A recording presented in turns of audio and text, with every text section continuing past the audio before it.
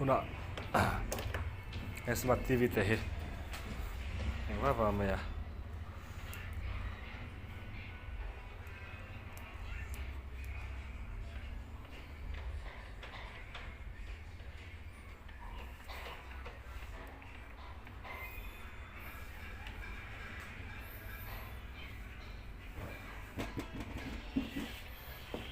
display thì đâu mà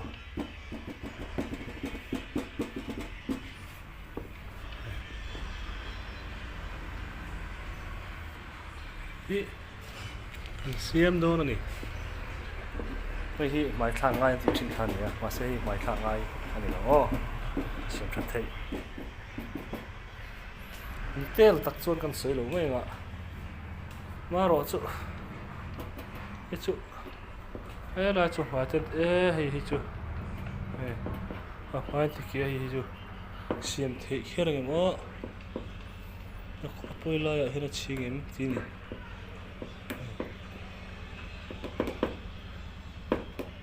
cái xem thật thấy game gì sao còn lại phải kia cắt nữa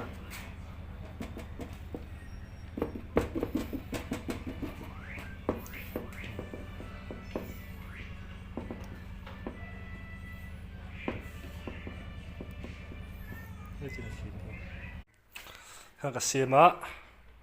anh lại hiện cái xem chụp cái chăm à mà này nhá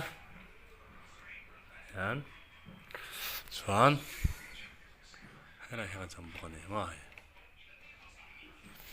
test à let's test chẳng em thấy các bạn mấy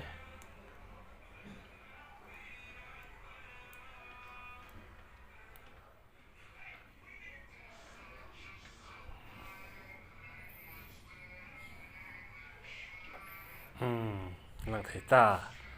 thì khai LCD thang ngay từ trên á LCD thang ngay luôn ó hàng long té in xem này khá mấy nè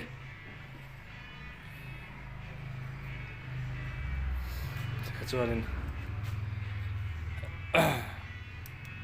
đấy tắc cái này thì ăn được không chết quá rồi tôi để đó này chứ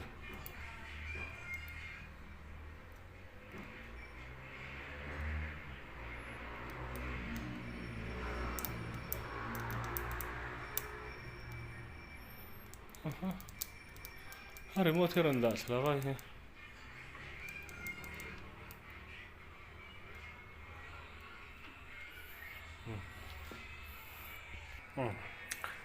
Remote tan mil klon ni lo fa kan tok me ro